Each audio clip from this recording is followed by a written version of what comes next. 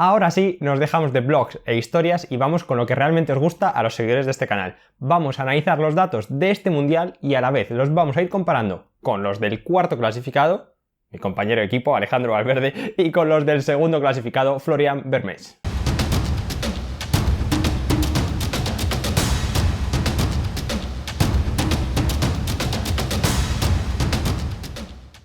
Antes de empezar, he de decir que me hace mucha ilusión hacer este vídeo para que veamos cuál es la diferencia real entre un cicloturista de buen nivel, lo que me considero yo, y un ciclista del World Tour. Y como siempre, cuando hago vídeos de este estilo, analizando carreras, vamos a ver cuál es el recorrido y el planteamiento inicial. Nos enfrentábamos a 168 kilómetros y 2100 metros de desnivel. Así a priori no parecía muy duro.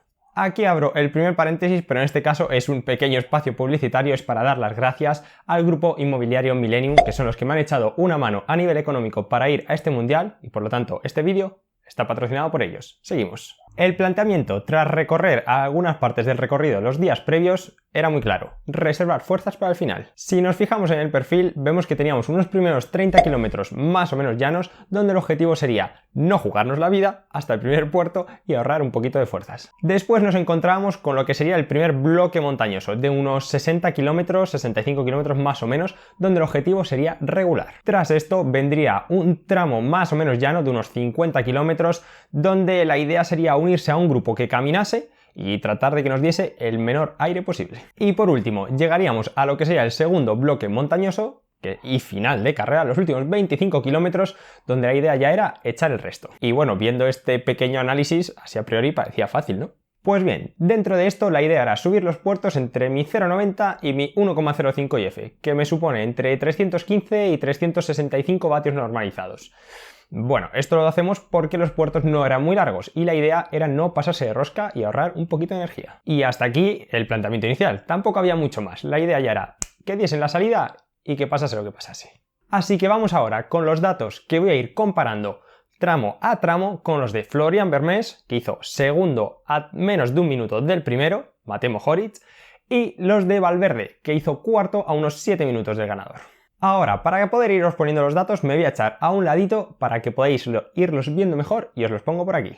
Empezamos por esos primeros 30 kilómetros de salida, que los completamos en menos de 50 minutos, lo que supone una media de unos 37 km por hora. En cuanto a los datos de vatios, yo realicé este tramo a unos 321 vatios normalizados y 184 de pulso medio.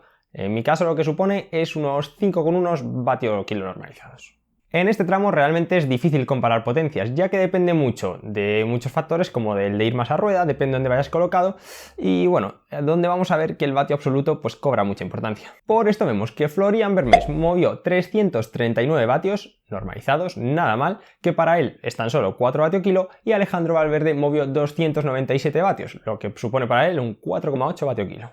Y aquí vuelvo a abrir otro paréntesis para aclarar algunas cosas. La primera es que damos por hecho que los potenciómetros miden bien, y de eso la verdad es que no estamos seguros. Lo segundo es que no voy a tener en cuenta lo que es el peso del conjunto, contando bici y demás, y me atrevería a apostar a que probablemente mi bici era la más pesada de esta comparación. Y por último, es posible que os chirríen algunos datos de los que vamos a ver, especialmente en zonas llanas y de transición, y esto es porque hay otros factores externos que nos afectan a la hora de mover vatios. Pero bueno, ya veréis que luego en la subida se encaja todo. Seguimos.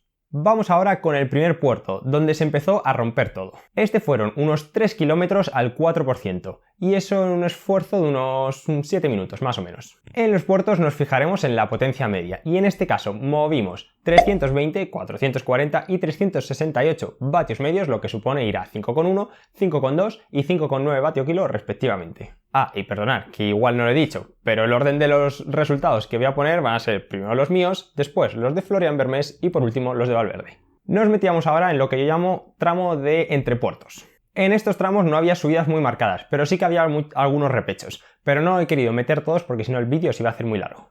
Este tramo era de unos 23 kilómetros y lo realizamos en unos 37 minutos, más o menos, moviendo una potencia normalizada de 282, 326 y 266 vatios. Y de nuevo, perdonad porque igual no he mencionado, pero en los tramos de transición nos fijaremos en la normalizada, al contrario que he dicho antes de que en los puertos nos fijaremos en la potencia media. Vamos ahora con otro de los puertos, que este era de 2,5 km al 6% de pendiente media. Y de nuevo lo realizamos más o menos en unos 7 minutos y supuso subir a 332 vatios, 466 y 375. Y esto se traduce en 5,3, 5,5 y 6 vatio kilo, respectivamente. Poco a poco vamos viendo la importancia que cobra el vatio absoluto sobre el vatio kilo. Algo que he defendido siempre, pero no voy a meter en este fregado en este vídeo porque no va de eso.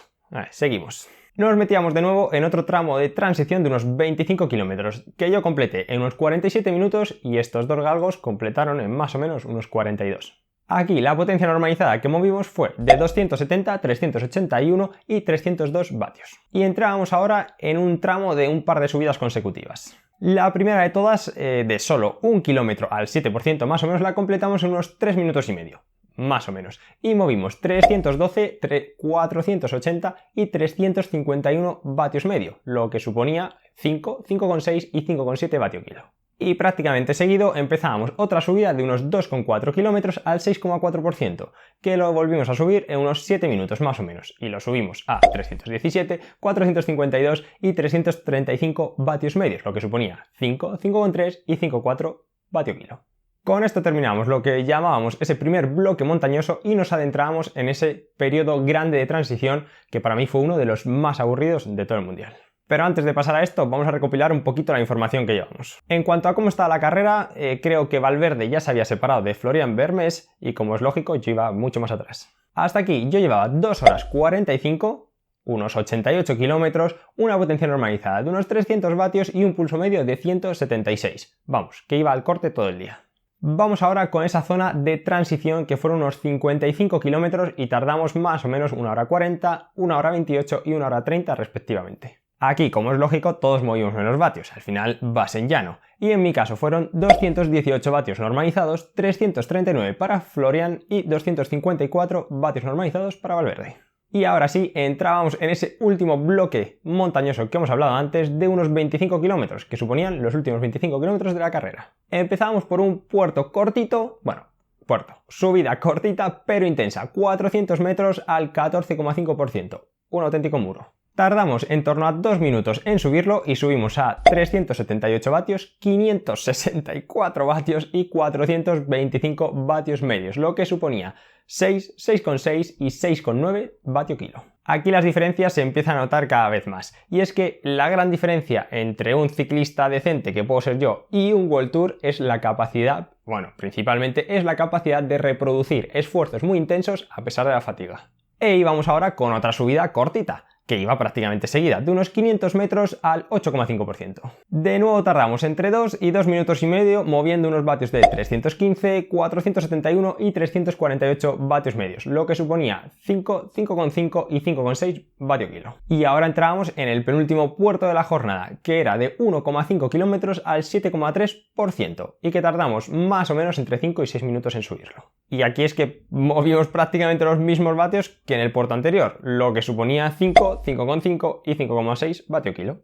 Y ahora sí, llegábamos al último tramo de transición de solo 10 kilómetros de un terreno sub y baja que tardamos en completar en algo menos de 20 minutos y movimos 246, 378 y 260 vatios normalizados. Y para terminar, entramos en el último repecho de la jornada, y bastante duro, que tenía tan solo 1 kilómetro pero al 13,3% de pendiente media. Y este ya tardamos entre 5 y 7 minutos en completarlo, moviendo unos vatios de 300, 434 y 376 vatios, lo que suponía ir a 4,7, 5,1 y 6,1 vatio kilo. En este repecho, como se puede ver en los datos, yo ya iba muerto. Y ahora sí, ya solo quedaba llegar a meta, que había un pequeño repecho, pero muy cortito en la parte media, y en total eran unos 6,5 kilómetros que tardamos entre 12 y 14 minutos en hacerlo. Los vatios normalizados que movimos para terminar fueron 226, 365 y 273. Pues bien, con esto ya hemos terminado este tedioso pero profundo análisis tramo a tramo, pero esto no termina aquí.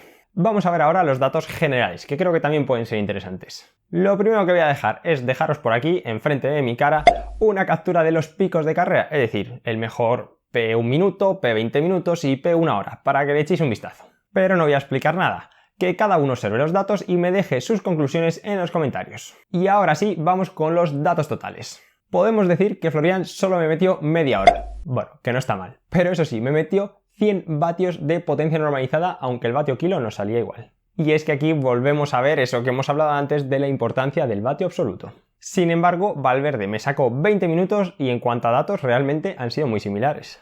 Y bueno, la conclusión de todo esto es que depende mucho de la dinámica de carrera, de cómo hayas colocado, de cómo bajes, de si vas más tiempo a rueda.